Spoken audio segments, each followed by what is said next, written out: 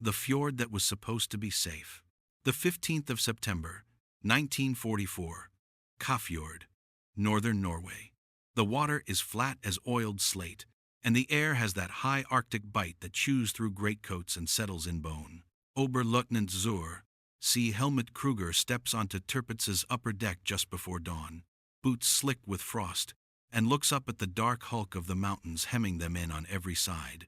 Jagged rock, winter bare pine, a sky still more night than morning. On paper, this is safety.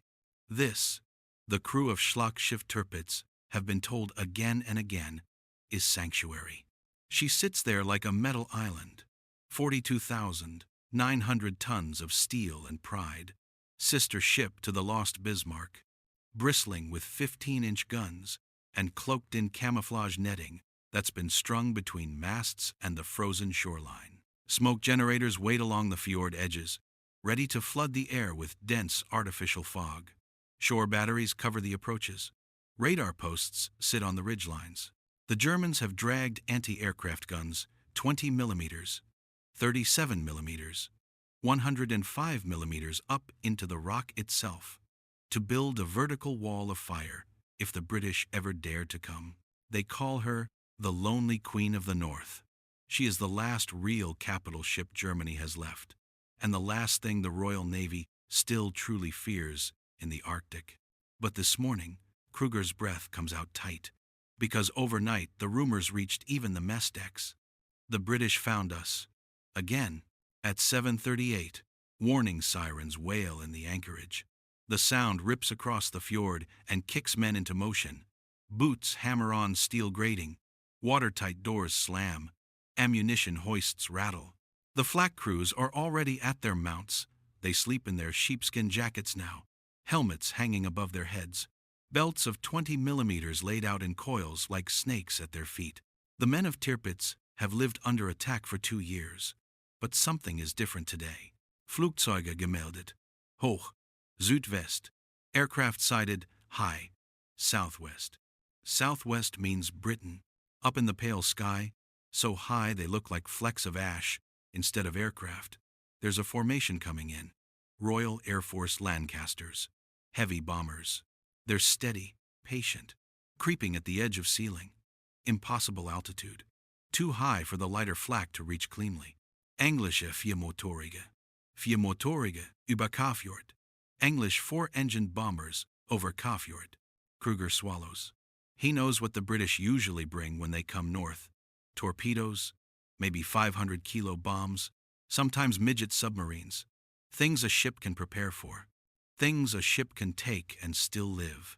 But Tirpitz's captain, Kapitän Zersi Wolf-Junge, has been briefed on something else, something the RAF used on hardened U-boat pens and viaducts in France. Something built by a civilian engineer with a quiet voice and an obsession with smashing concrete from the inside out. Tallboy. Most of the crew has only heard the word in fragments, in the mess, in the damage control locker. Something about an earthquake bomb, something about mass, not blast. But every officer aboard has seen the reconnaissance photos of what was left behind when one of these monsters hits. Crater like a lake, target shattered from beneath, as if kicked by God. On Tirpitz's starboard side, Lieutenant Eng, Franz Ahrens, one of the damage control engineers, lifts his binoculars and can't stop himself from whispering, "How can they even see us from there?" Because Kafjord, and now the alternate anchorages like Langfjord and Kofjord and farther north, was chosen for a reason. Mountains all around, narrow water, hard to approach, impossible to maneuver a battleship at speed. And the Luftwaffe swore that fighter cover would be there when needed. Jagdgeschwader 5, the Izmir Group, Guardians of Norway. But the fighters aren't here yet. And the British are. Over the radio net of Nota's 617 Squadron, the same unit that breached the Ruhr Dams in 1943, Wing Commander James Willie Tate's voice is calm, clipped, almost surgical. Target in sight. Hold your run. Do not release until steady. We only get one throw at the crown. Below them, Tirpitz begins belching smoke. Chemical generators along the shore roar to life and pump dense gray-white fog over the water. It curls and spreads like boiling milk, and within seconds the ship begins to disappear into her own artificial storm. On Tirpitz's bridge, Junge is barking orders. Flood smoke. Stand by to shift ballast. All hands to damage stations. Ready medical. Shift ballast. This is the new fear. After Operation Tungsten in April 1944, British carrier aircraft, Barracudas and Hellcats, smashed Tirpitz in Altafjord and wrecked her engine oil systems and gunnery control. She was forced into months of repair and patchwork. Some compartments are never really dry anymore. Some bulkheads groan when the ship heels hard. Tirpitz is no longer at full battle readiness. She can still fight. She can still throw 15-inch shells at any convoy caught within range. But she cannot run. And if she cannot run, she is prey. You can feel a change in German thinking right here in this fjord. The battleship is no longer the hunter. She is the hunted animal, cornered between rock and ice, listening for the next spear. Flak! Open fire! The first 37mm bursts flicker up from the shoreline like a string of white sparks. Then the heavier 105mm batteries thump, and the whole fjord shakes with echo. Black puffs boil up in the sky, studded with burning magnesium from proximity fuses. Tracers climb in orange ladders. In the dorsal turret of Lancaster F. Freddy, Sergeant Harold Scott watches those tracers climb and says under his breath, "Christ, they're angry." Inside the bomb bay of that same Lancaster hangs something obscene. Tallboy, designed by Barnes Wallis. 12,000 pounds, aerodynamically sculpted with a long, tapered body and hardened nose, meant not just to explode on impact, but to punch deep into the earth or steel before detonating. When dropped from high enough altitude, it doesn't just fall, it accelerates. It approaches supersonic. It hits like a geological event. Tallboy is not meant for ships. But Tirpitz is not a normal ship. Back on the German deck, Kruger grips the railing so hard his knuckles go white. He can't see the bombers anymore in the smokescreen. It's like staring up through dirty milk. He hears only the layered thunder of the ship's own flak and the distant, insect hum of 4 Merlin engines per Lancaster. "Why are they so high?" one of the younger sailors shouts.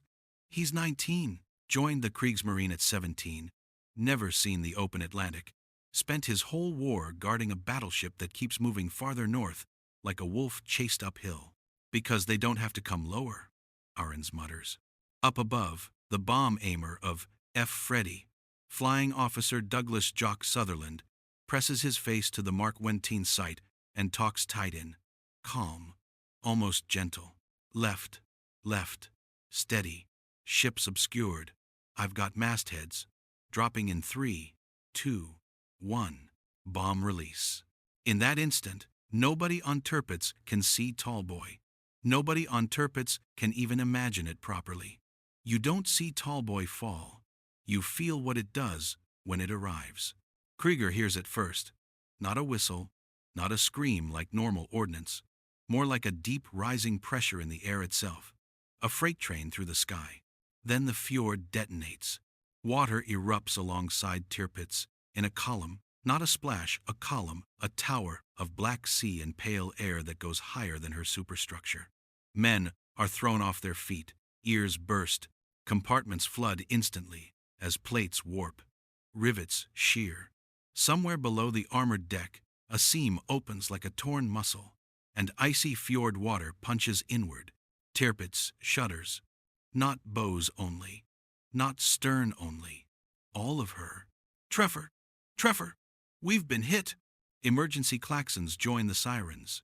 Ahrens is already moving, already shouting for pump teams. Jung is demanding status on magazines, on turret Dora aft, on boilers. The ship is alive with noise and fear and slammed hatches and shouted prayers. Then comes the second impact. This one is worse. Tallboy doesn't have to hit you dead center to kill you.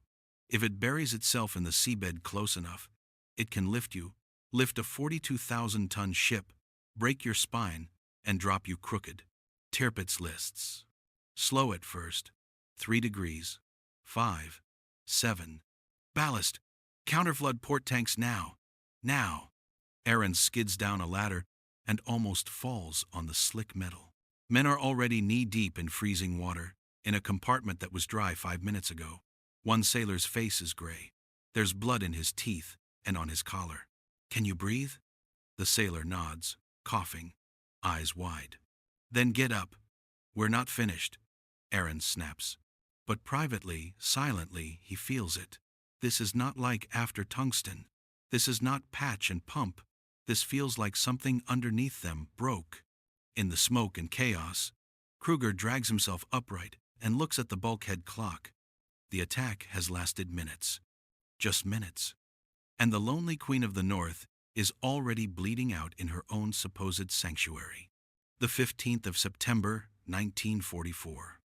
Fjord. Kapitän Zur C. Wolf Junge has one hand braced on the chart table to keep from sliding. Pens and compasses are already rolling across the surface as the floor tilts under him. Report from damage control, he barks.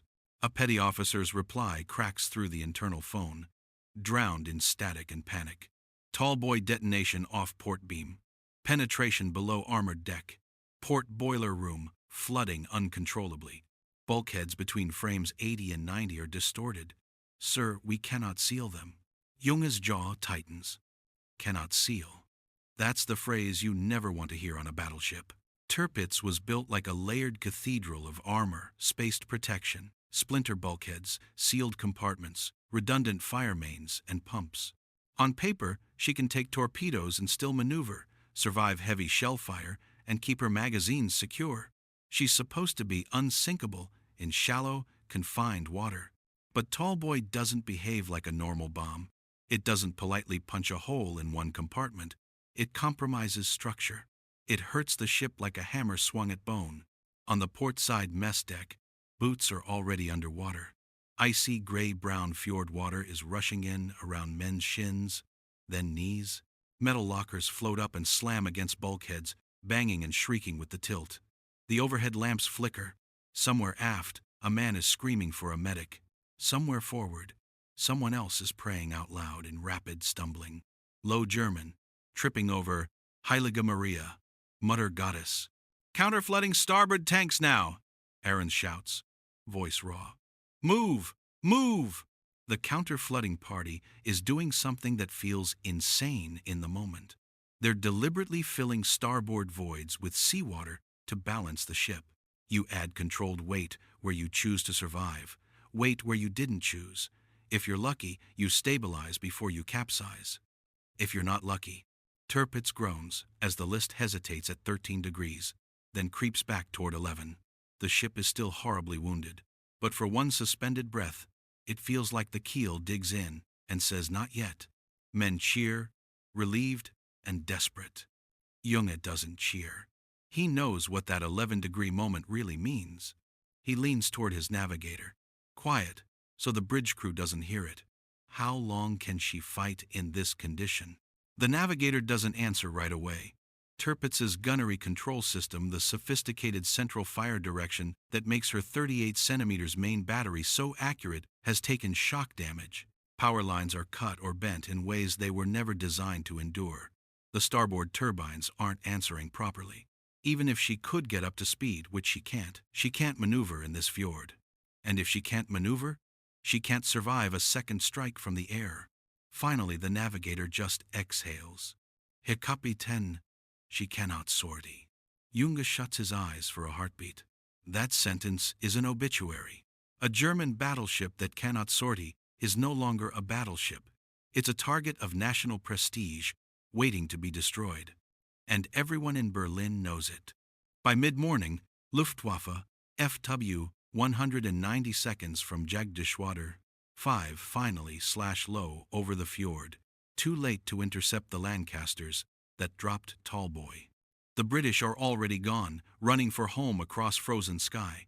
The fighters circle the smoking water angrily, as if their presence after the fact is some kind of answer. Below, welders are already at work, even with compartments still flooding. Acetylene torches hiss as they try to shore up warped bulkheads. Pumps throb, hoses snake across decks. Men move like ghosts through cold mist, sleeves rolled, faces gray with exhaustion and shock. Ammunition handlers carry crates of 20mm and 37mm rounds back to their ready lockers in automatic reflex, because every man aboard understands the logic now. If the British could do this once, they will come back and finish it. Kruger, Arendt says, grabbing the sleeve of Oberleutnant Zur. See Helmut Kruger down outside compartment 7. Listen to me. We cannot stay in Kafjord. These mountains didn't save us. They just trapped us. Kruger's face is pale. Where then? Farther north. Shallow anchorage. Somewhere we can rest her on the bottom if she rolls. Somewhere with more smoke cover. Something close to Tromsø. They'll move us. They have to. Arends is right. And the decision is already being pushed from higher up, not just Kriegsmarine Command in Norway, but Oberkommando der Marine, and beyond them, Hitler himself. Tirpitz is no longer seen as a roaming surface raider to dash into the North Atlantic and savage convoys, the way Bismarck tried to in 1941. Her propulsion is crippled. Her fire control is wounded. She's become something uglier and more desperate. A floating gun battery. Berlin's reasoning is simple and brutal, even damaged. Tirpitz still mounts 838 centimeters, 15-inch, SKC, 34 guns, in twin turrets, Anton, Bruno, Caesar, Dora. If she can be parked in range of Allied shipping lanes, or near any possible amphibious landing on the Norwegian coast, she could still throw 1,000-kilo shells at troopships or escorts.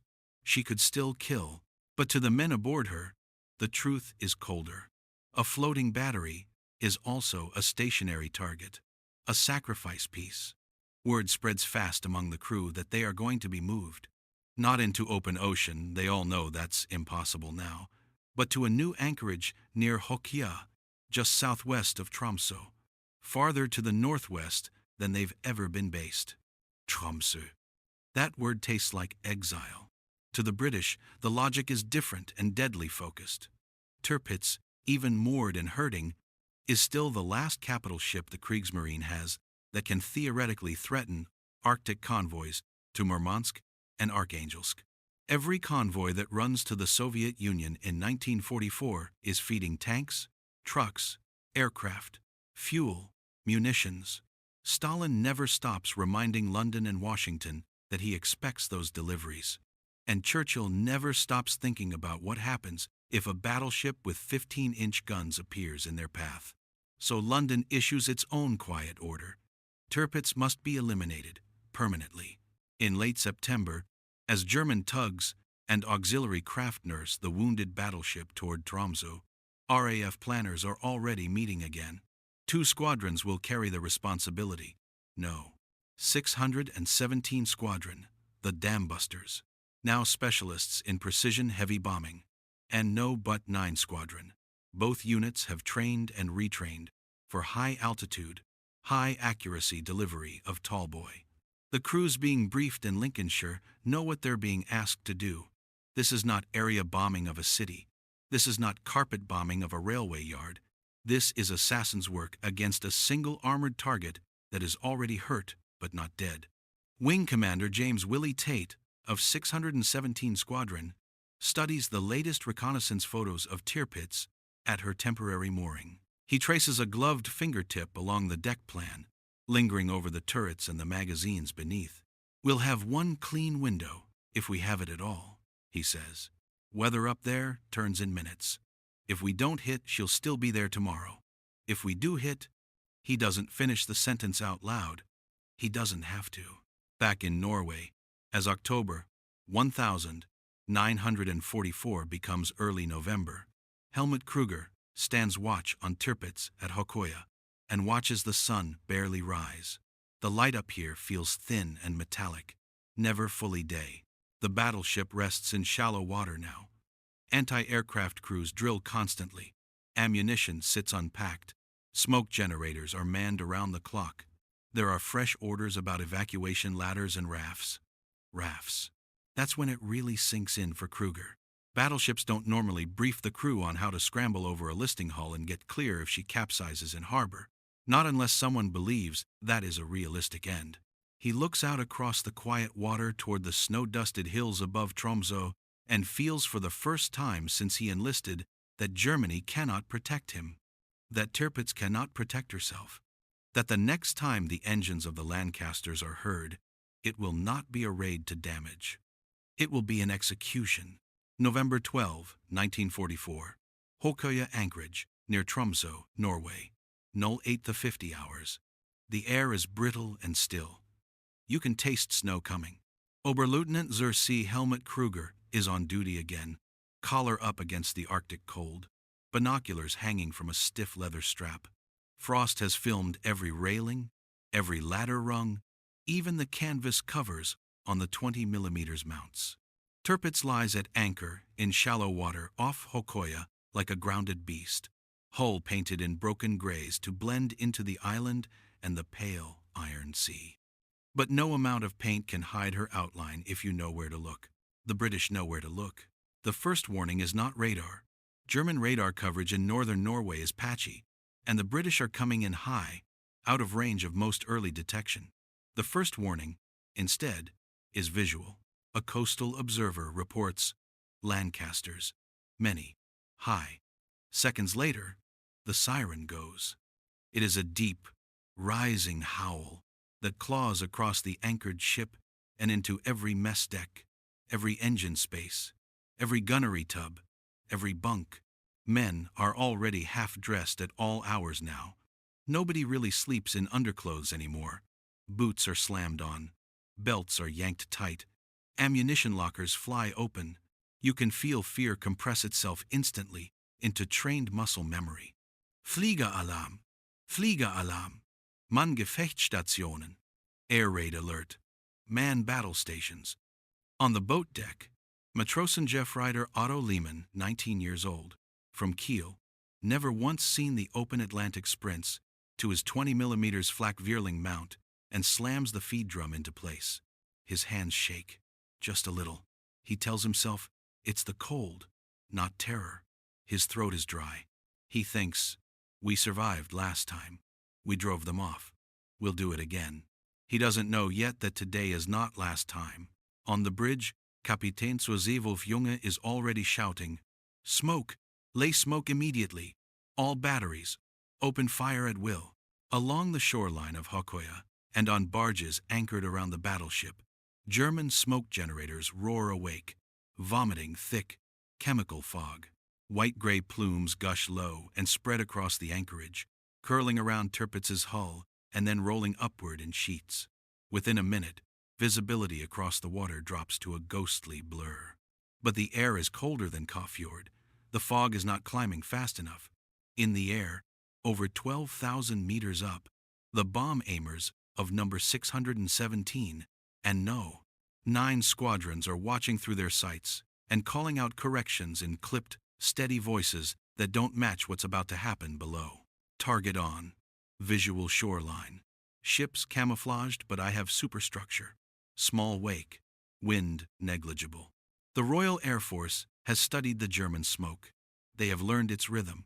They have trained for this window, this brief slice of visibility, before the smoke screen mushrooms high and swallows the ship. Each Avro Lancaster in the strike force is carrying one Tallboy. Just one. That is how much each bomb weighs 12,000 pounds and how much confidence Bomber Command now has in the weapon Barnes-Wallace designed. Tallboy is long, slender, almost elegant in profile, streamlined fins for stability, hardened nose for deep penetration. It is meant to arrive at near transonic speed, punch into earth, concrete, or steel, and then explode after a time delay, not just blasting outward, but lifting and breaking whatever it struck from underneath. An earthquake in a casing. The earth moves when Tallboy hits. At 8:52 hours, in Lancaster J. Johnny, Flight Lieutenant Donald Cameron of number 617 Squadron steadies his bomber in the thin, freezing air. The altimeter needle is steady. The shaking from flak bursts at this range is minimal. The German guns are firing, But at this height, most of their fire is blind anger and wishful geometry. Steady, steady, his bomb aimer murmurs. Up a fraction. Hold. Bomb doors open. Cameron keys his mic. All crews, confirm release on my mark. Back at Hokoya, Tirpitz is alive with noise and heat and desperation. Her 105mm heavy AA batteries are already thumping, lobbing black puffs into the upper sky. Tracer fire from the 37mm and 20mm mounts rips upward in burning threads. The ship herself seems to vibrate with the volume of fire. Lehman is firing now, jaws clenched, eyes watering in the cold wind and powder smoke. The barrels of his mount glow dull orange. Links and spent casings are building at his feet, rolling and chiming, tink, tink, tink against the steel deck. But the bombers are still up there, unbothered, distant, patient. Ahrens, the engineering officer, is 2 decks below, in damage control central. He's surrounded by sound-powered phones and valve diagrams. His job is simple and impossible. Keep the ship alive if she is hit. He has men staged, pumps manned, shoring timbers ready. He knows every weak seam from fjord. He knows which bulkheads bowed and were hammered back into shape, and which were never made right again. He also knows something else, something that has been gnawing on him since the move to Tromsø. If Tallboy hits a weak seam, it will not be repair this time. It will be over. He looks at the bulkhead clock, 8:53. In the sky above Tromsø, Cameron's bomb aimer breathes out. Target steady. Bombs. Gone. Tallboy drops. From the Lancaster, it falls almost gracefully, tail fins holding it straight, nose down. For long seconds it is silent, just a slim black dart cutting through Arctic air. Then it begins to scream.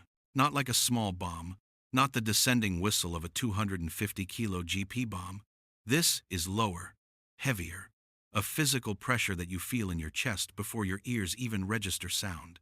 A falling weight that seems to claw at the air itself.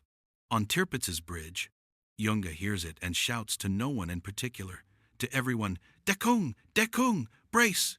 Below, in damage control central, Ahrens yells, Hold onto something! And throws himself against a stanchion. Lehman doesn't hear anything except the scream and sees only a dark blur cutting through light and smoke, as if the sky itself has turned into a spear. Tallboy hits. The first impacts strike just off the port side of Tirpitz, and the fjord detonates. A geyser of water and rock and metal erupts upward. Not spray a column, black and white and gray. It rises higher than the main mast. A section of seabed, actual seabed, is punched upward like a fist.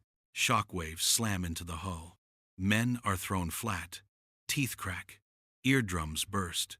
Compartments that were dry flood instantly as seams buckle. But then another Tallboy does what Barnes-Wallace always intended it to do. It doesn't miss. It slams into Tirpitz herself. Later, survivors will argue exactly where. Some swear it struck near turret Caesar. Others insist it punched in just forward of the catapult deck, where the Arado seaplane used to be launched. British reconnaissance photographs, taken after the raid, and post-war analysis will conclude that Tallboy penetrated the armored deck, tore into the ship, and detonated deep inside, catastrophically wrecking internal compartments and magazine spaces. In the moment, nobody aboard thinks in terms of analysis. They just feel the ship die. The detonation is not a blast you hear. It is a sensation that passes through steel and into bone. A concussion that erases air. Lights blow out. Steel rips like cloth. Bulkheads that were never supposed to move, twist, shear, and vanish. Fire blooms in a place where fire should never bloom. Inside.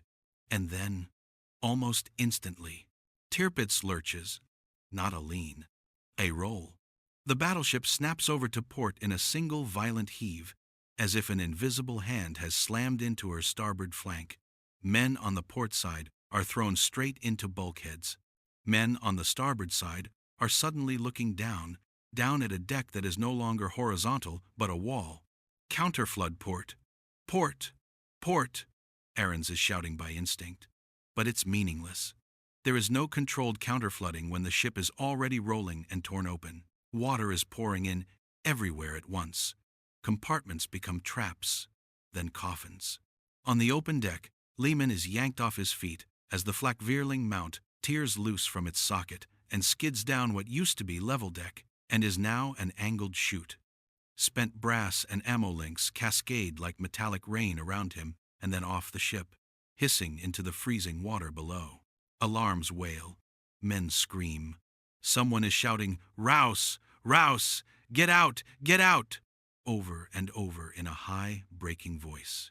From shore, Norwegian civilians and German support troops watch in stunned silence as Tirpitz the monster, the pride of the Kriegsmarine, the 5-inch gunned fortress that Hitler once promised would keep the Arctic convoys cowering, starts to turn turtle in less than 2 minutes. She is rolling. 15 degrees. 25. 35. 45.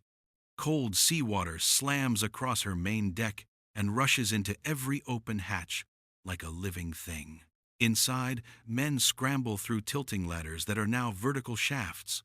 Some make it topside, some don't. In Damage Control Central, Ahrens is already waist-deep in black water. He can taste oil. He can smell burning insulation and cordite. He can feel the ship still moving under him in a way that says, "We are past saving." He knows what that means, and he knows what he has to do. He grabs the nearest seaman by the collar and shouts into his face, "Leave it! Get out! Up, up, up! Rouse!" "Sir, the pumps." "Forget the pumps. She's going over." Above them, Kapitan Zorsi Wolf Junge is still on the bridge, still shouting orders that are now mostly for the sake of giving men purpose in their last seconds. Abandon ship, port side, cut the ropes on the rafts. But even that order has a cruel edge. Port side is underwater now. At 8:55 hours, Tirpitz is past 60 degrees of list. Her port main deck is nearly submerged. Her starboard bilge keels are showing like the belly of a dead whale. Men are crawling, sliding, clawing across, plating slick with oil and ice, trying to get to the high side, the side that is still out of the water before gravity throws them under. From shore, it looks impossible. It looks unreal. Some of the German sailors watching from support barges are yelling, sobbing, shaking their heads in disbelief, saying out loud, "Nein, nein, das kann nicht sein. No, no, that can't be happening." But it is happening. They cannot believe what they're seeing, because everything they've ever been told about capital ships says they do not die like this. Not in a fjord, not in shallow water, not in under 10 minutes from a handful of bombs dropped from 6 miles up. And yet, Tirpitz keeps rolling. 8:56 hours. The 12th of November, 1944. Hokoya, near Tromsø. The Arctic light is thin and gray. The air temperature hovers just above freezing. The water is worse. Tirpitz is no longer a ship. She's an object in motion. The last stable angle vanishes in an instant. Her list to port surges past 70 degrees, then 80. Her massive superstructure rangefinders, fire control directors, the bridge wings where Kapitan Zur Seawolf Junge was just standing slam into the water in a brutal metal-on-sea impact that throws up a black, oil-streaked wall of spray. On the open deck, Matrosenjefreiter Otto Lehmann is crawling on what used to be the starboard side of the upperworks. It's practically vertical now. Paint flakes under his gloves. Steam and smoke burn his throat. Behind him, there's a tearing shriek and then a roar as one of the secondary turrets, never meant to hang sideways in open air, rips free of its mountings and vanishes into the churning water below. Lehmann doesn't look back. He can't. If he looks back, he'll freeze. "Keep moving. Keep moving." Someone is shouting above him. He doesn't know who. A petty officer? An officer? Just another terrified 19-year-old like him? It doesn't matter. Up, up is survival. Except up is now starboard. Except starboard is now the only dry part of the ship. Except there's almost no time left. Inside the hull, hell is closing. The detonation of Tallboy tore open internal compartments and likely triggered catastrophic damage near magazines and machinery spaces. That blast and the immediate flooding killed many men, instantly shredded, burned, crushed, drowned where they stood. Others are still alive. They are alive in the dark, and they are upside down. Lieutenant Franz Ahrens, the damage control officer, is one of them. When Tirpitz rolled, the lights in Damage Control Central died. The world went black and slammed 90 degrees sideways. Ahrens hit a bulkhead hard enough to see white sparks in his vision. Cold water hit him in the face, then oil, then loose gear toolboxes, wooden shoring timbers, valve wheels torn from pipes, all of it suddenly airborne and weightless, then suddenly slamming down in new directions when down changed. Now, in the flicker of one surviving emergency lamp, a single swinging, sputtering yellow eye, Ahrens is in a steel compartment that is filling fast. The floor is now a vertical wall. The actual floor is now the overhead. The hatch that used to lead out is now above him, 6 feet straight up, and under a roaring sheet of seawater. There are 4 men with him. One is conscious and panicking, thrashing, sucking oily water through his nose and yelling, "Hilfe! Hilf mir! Ich will nicht sterben hier! Help me! I don't want to die here." Another one is alive but quiet, shock white, clutching a gash in his thigh where something metal sheared through muscle. The other 2 are not moving. Ahrens makes the only calculation left. Pumps are meaningless. Counterflood is meaningless. Saving Tirpitz is meaningless. All that's left is getting bodies out. "Listen to me," he shouts, voice shredded. "Listen, we climb. Do you understand? We climb." The panicking sailor is still screaming. Ahrens grabs him by the collar and slaps him, hard, open palm. It's brutal. It's necessary. "Ruhig." Calm. The man gasps, chokes, blinks. "Good," Ahrens says. His tone drops, almost gentle. "Good, good. We go up now. We climb." Up. Up means toward the starboard hull, which is now the top of the overturned ship. If they can reach a space along the starboard side that hasn't yet gone under, or that has an air pocket, they might live until rescue crews cut them out. If. That's the shape of hope now. If. He shoves the wounded sailor forward and starts pushing the panicked one under the streaming hatchway into the next compartment, which is already tilted even steeper and darker. He doesn't think about how cold the water is. He doesn't think about how fast the water is rising. He only thinks about the shape of the ladder rungs under his gloved hands, now sideways, now above him, now below. Above them, which is to say, on what used to be the outside of Tirpitz, men are crawling onto the exposed starboard bilge keel. If you've never seen the underside of a battleship, imagine a steel cathedral rolled on its side. The broad, flat armor belt that once sat just at the waterline is now a slick, oil-wet ramp angled toward the sea. The bilge keel, a fin-like projection meant to reduce roll at sea, now sticks out like a ledge, a narrow foothold for men trying to avoid being thrown into water that will kill them in minutes. It's there, clinging to that lip of cold steel, that Otto Lehmann finds himself. He hauls his body over the edge of an armor strake, boots scrambling for purchase on metal that was never meant to be trod like this, and suddenly he is outside. The air hits him like knives. His fingers go numb instantly. His breath punches out in ragged white bursts. And when he looks down, he can't process what he's seeing. Tirpitz is upside down.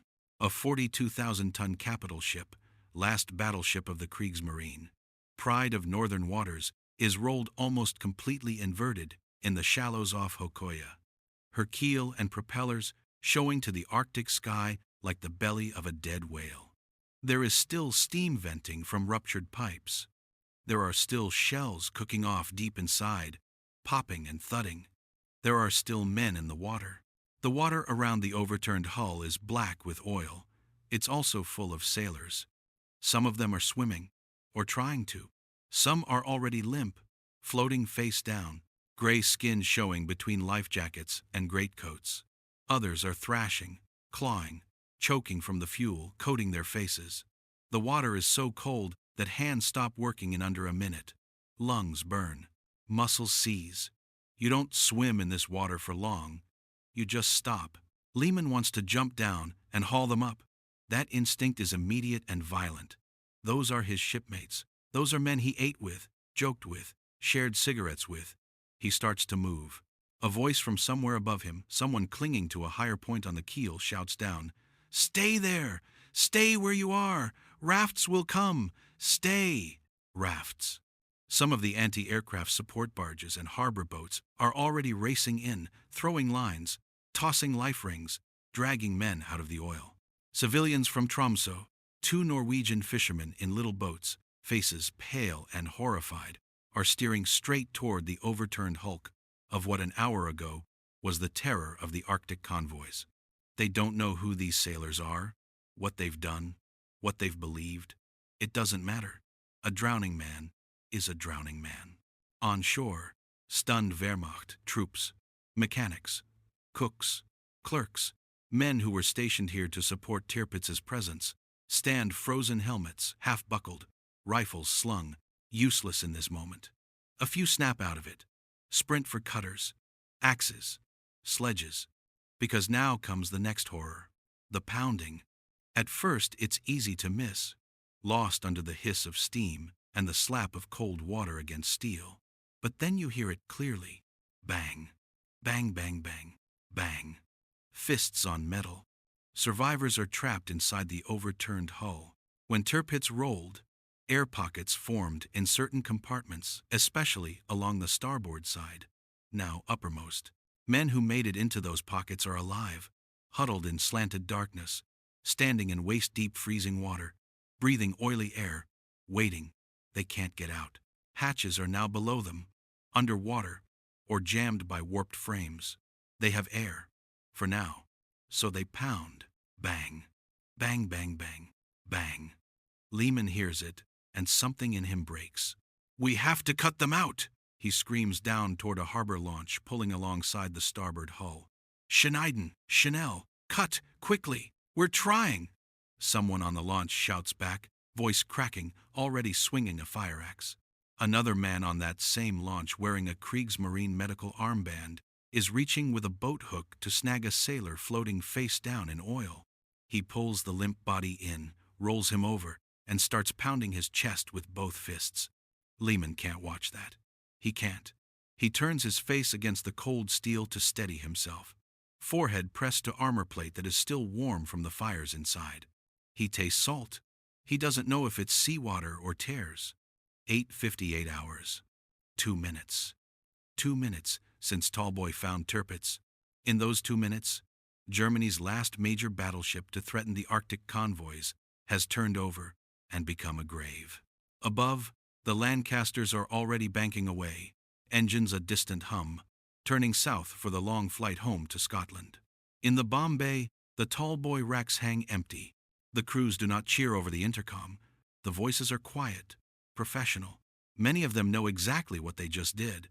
Some of them know men died in those compartments they saw split open. A few are thinking about friends lost on Arctic convoy escort duty ships that always had Tirpitz in the back of their mind, like a shadow just over the horizon. On Hokuya, smoke drifts low and flat across icy water. The smell is unforgettable. Cold, salt, hot oil, cordite, burnt paint, steam, and something meat-sweet and awful from deep in the wreck. Rescue is frantic, brutal, improvised. Axes ring against armor plate. Cutting torches hiss to life. Men crawl across the overturned belly of the ship with lengths of rope in their teeth. Shouts overlap. "Here! I hear them here! No, farther aft! They're running out of air!" Ahrens is one of the men pounding. He made it up. Somehow, through 2 flooded, inverted compartments, dragging the wounded sailor whose thigh was torn open. The panicked man? Gone. 1 second he was ahead, then the ship rolled again and he slipped, and the black water just took him. Now Ahrens is wedged in a small, triangular space just beneath what used to be a starboard passageway, with 8 men jammed around him, their bodies pressed so tight he can feel each one tremble. The air stinks of fuel and fear. The water is at their waists already and climbing. Someone is sobbing quietly, trying not to make sound, trying not to waste breath. Bang! Bang, bang, bang. Bang! Aaron slams the heel of his fist and yells, voice raw, "Higher! Higher! Chanel! Higher!" And miracle he hears an answer. "Wir hören auch." We hear you. He almost laughs. He almost collapses. Instead, he tells the men around him, "They're coming. Stay awake. Stay awake. Do not sleep. If you sleep, you die. Stay awake." "Are we going to get out, Herr Leutnant?" one of the youngest voices asks in the dark. He sounds like he should still be in school, like he shouldn't even know what cordite smells like. Arends, Lise. Yes. Outside, the engineers and rescue parties now face a nightmare of physics. Tirpitz is resting on the seabed, but only partially. Her starboard side, the side now facing up, is still above water, but there's only so much room to work, only so many places thin enough to cut. Her main armor belt is absurdly thick, cutting through that with torches and axes in Arctic wind, while oil burns on the water, is nearly impossible in minutes. And minutes are all the men trapped inside have before the air goes bad, before the water comes up another 20 centimeters, before shock or cold drags them under. And the pounding continues. Bang, bang, bang, bang, bang. It will continue for hours. For some compartments, rescue comes in time. Holes are burned through plating, and hands numb, shaking, black with oil, reach in and haul out survivors like newborns from an iron womb. Coughing, choking, retching, sailors are laid out on the upturned hull and wrapped in whatever blankets can be found. Some can still talk. Some are already beyond talking, eyes half-lidded, lips blue. For other compartments, the pounding slows, then stops. By 9:15 hours, the reality is unmistakable. Tirpitz is done. She is not damaged. She is not crippled. She is not temporarily put out of action. She is overturned in shallow Arctic water, with her keel and 3 of her 4 propellers showing to the gray Norwegian sky like a carcass. She is a wreck. She is a tomb. And around her, in small boats, German sailors who have worshipped her, who called her unsinkable, who believed fjords and flak made them untouchable, sit shaking in those boats and stare at what's left. Mouths open, eyes shining with disbelief and cold. Some weep openly. Some rage into clenched fists. Some just stare, repeating the same line under their breath. Das kann nicht sein. Das kann nicht sein. This cannot be real. But it is real. In less than 10 minutes, the RAF has erased the last major German battleship in northern waters, and with it, the last serious surface threat to the Allied convoys running to the Soviet Union. In London, this will be described as an operational necessity. In Tromsø, this is a funeral. On the overturned hull, Otto Lehmann is still there, shaking uncontrollably, hands numb, face streaked with oil and salt. He watches a rescue team cut through a warped plate and drag out 2 men, coughing and sputtering, and for a moment he feels something like relief. Then he sees the 3rd body they pull out limp, head at an angle no living man's head should ever be, and that relief dies in his throat. He turns his face to the bitter wind and whispers, Heilige Maria, Mutter Gottes, the same prayer he heard a machinist muttering during the first raid in September. Because now, finally, he understands. The Royal Air Force didn't come to scare them. They came to erase them. November 12, 1944. Afternoon. Holkøya, near Tromsø. The air never really warms this far north in November, but by midday, the light goes from steel gray to something closer to pale blue. Smoke thins. The smell doesn't. The smell stays. Oil on salt water. Burnt insulation. Hot steel slowly going cold. Cordite. And beneath all of it, the sweet, heavy stench of burned and drowned men caught inside a steel coffin that is now lying on its back in full view of the world. Kriegsmarine shore personnel have thrown up ropes and sawhorses to keep civilians back. Norwegian fishermen and their families stand at a distance, watching quietly from the shoreline and low hills. A few cross themselves. Some of them have lived the last 4 years under German occupation. They have watched Arctic convoy escorts and Soviet aircraft attack German positions. They have watched Tirpitz loom offshore like a threat and a promise. Now they watch the same ship lying upside down and bleeding oil into their water. There is no cheering, just the sound of gulls. Out on the overturned hull, rescue work has become recovery work. The pounding from inside the wreck, that horrible, steady, pleading rhythm of trapped men announcing that they were still alive, has dwindled section by section. Bang, bang, bang, silence. By early afternoon, most of the banging is gone. Now the cutting crews are moving slower, more careful. They know what they're going to find on the other side of a torch-cut plate. They still cut. They have to. But their faces have changed. You can see it in their eyes. The first edge of emergency has burned away, and what's left is the weight of understanding. Lieutenant Ing. Franz Ahrens is pulled out around 13 hours. The torch crew burns through a buckled section of the starboard plating, and a line of cold, black water spills out like blood from an opened vein.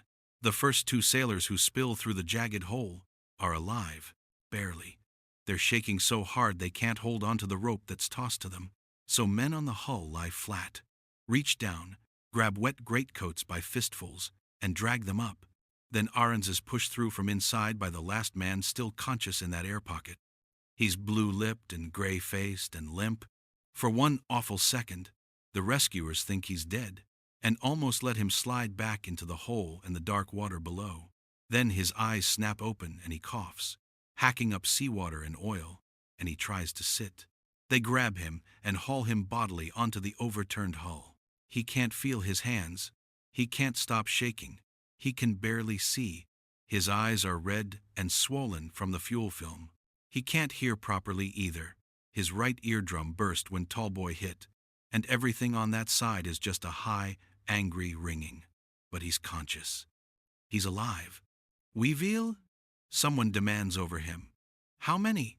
Ahrens just stares for a few seconds, chest heaving, brain skipping like a damaged record. He's trying to answer. He is. He opens his mouth twice, and nothing comes out. Finally, he rasps, barely audible. "Zane. We're Zane. There were 10 of us. How many still inside?" Ahrens blinks, and his face changes. The tremor in his jaw tightens. His throat works. He swallows. Then he just closes his eyes. That is the answer. The men around him don't ask again. They move on. By 14, Luftwaffe for 190 seconds are circling high over Hakoe like angry crows. They can't do anything now. They couldn't stop the strike. They arrived after Tallboy had already done its work. Now they fly racetrack patterns above the smoking ruin, because it's the only thing they can do that feels like defiance. On the ground below, nobody's looking up to admire them. They're all looking at Tirpitz. Even upside down, even broken, she's still monstrous. Her 4 giant propellers, 3 now fully out of the water, 1 still partially submerged, shine like pale discs against dark oil-slick sea. The starboard side of her hull, now facing the gray sky, is streaked with fresh scars, torn seams, jagged mouth-like rents where torches have already cut rescue holes. Her main armor belt, once a proud boast of invincibility, is just bare, exposed, useless plate.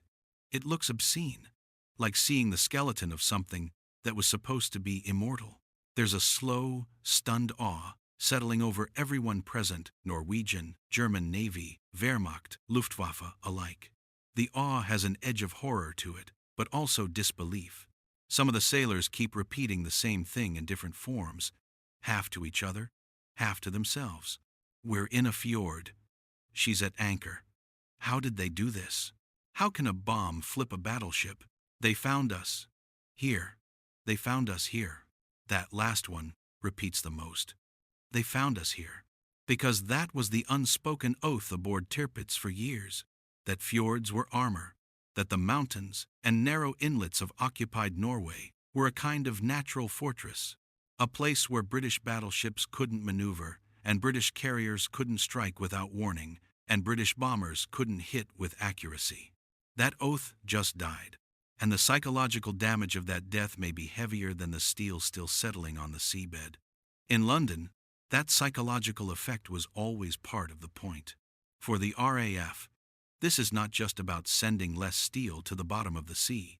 It is about sending a message to Berlin, to Hitler, to every U-boat captain and garrison commander in occupied Norway, and, importantly, to the Arctic convoy escorts and crews who sail into subarctic weather with ice forming on their eyebrows. Tirpitz is gone.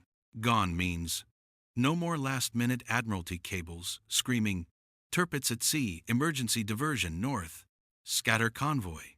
Gone means no more nightmare scenario where a German battle group emerges from a fjord, slashes into convoy JW with 15-inch guns, and vanishes back into the snow squalls before the Royal Navy's big ships can get there. Gone means the Arctic lifeline to the Soviet Union just got safer. Strategically, the 12th of November, 1944, is the end of Germany as a surface naval threat in northern waters. Operationally, here on the hull, it feels like the end of something more intimate. For the men of Tirpitz, this ship wasn't just steel. She was identity. She was status. She was a reason to believe they were still part of a navy that mattered. Now they're sitting on her belly like castaways on an overturned lifeboat, wrapped in blankets, shivering, coughing oil, and staring at nothing. There is rage brewing in some of them, not at the British, at Berlin. Krieger feels it building in his chest like heat behind his ribs. He's sitting on the starboard bilge keel, coat soaked, hair matted flat, face gray. He can taste salt and cordite in the back of his throat. His fingers won't stop twitching. Nerves are still firing from shock. He hasn't said much in the last hour. He's just watched.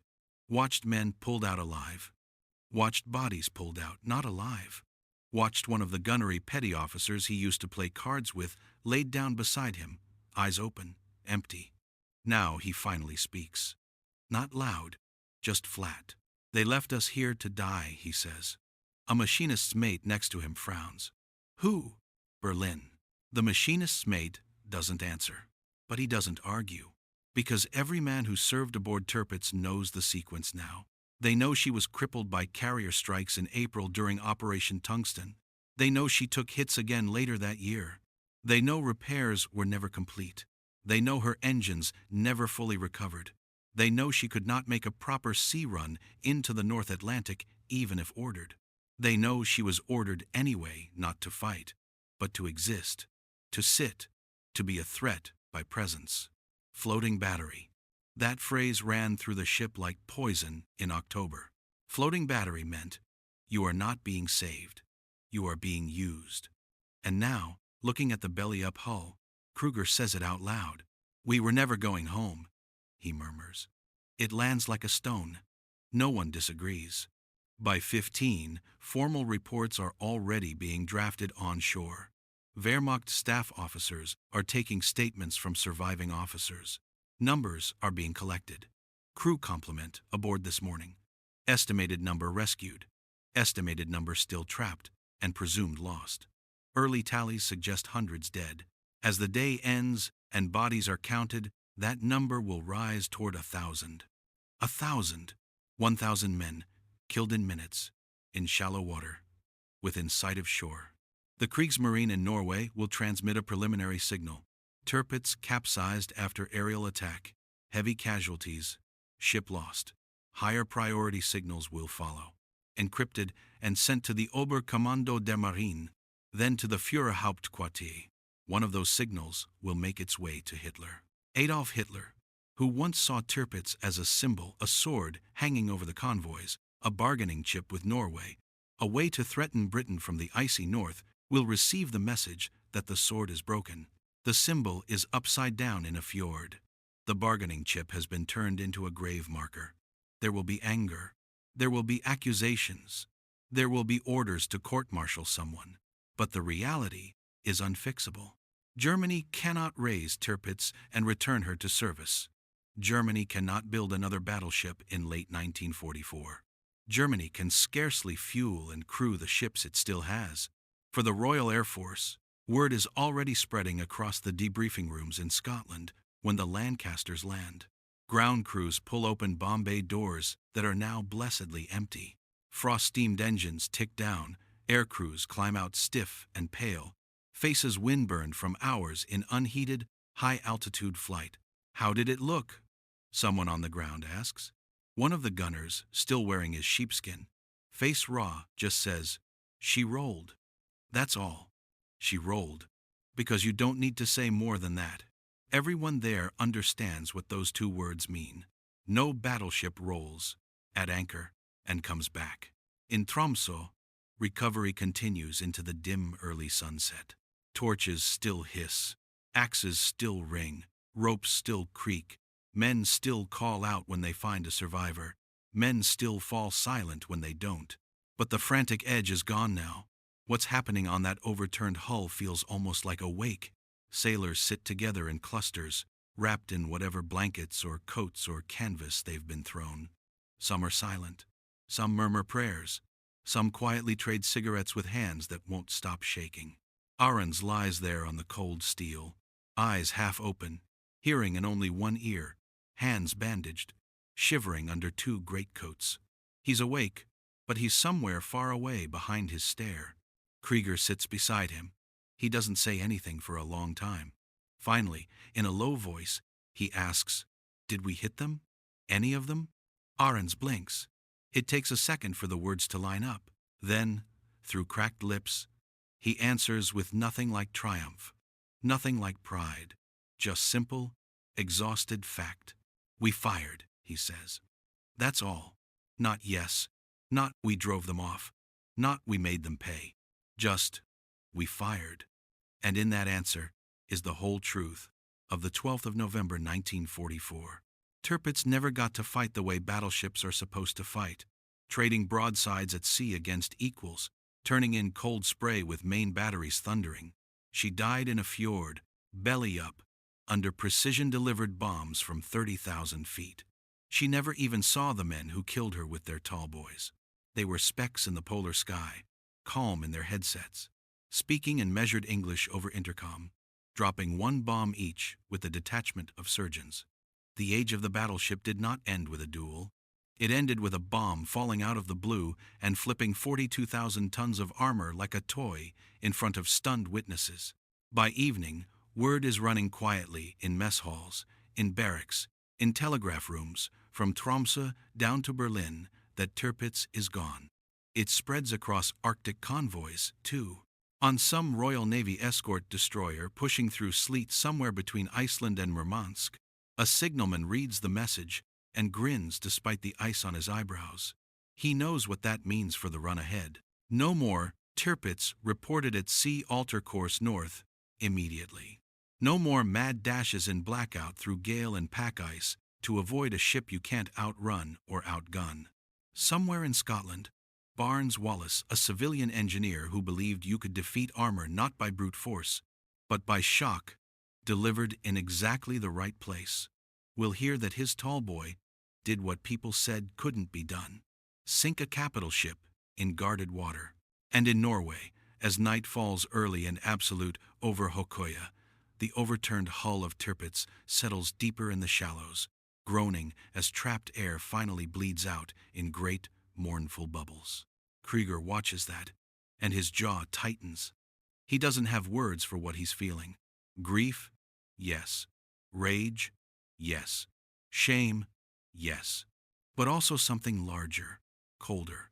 The awareness that this moment, this wreck, this day, is more than the loss of his ship. It is proof. Proof that Germany cannot protect its last pride. Proof that no help is coming. Proof that the Reich is dying.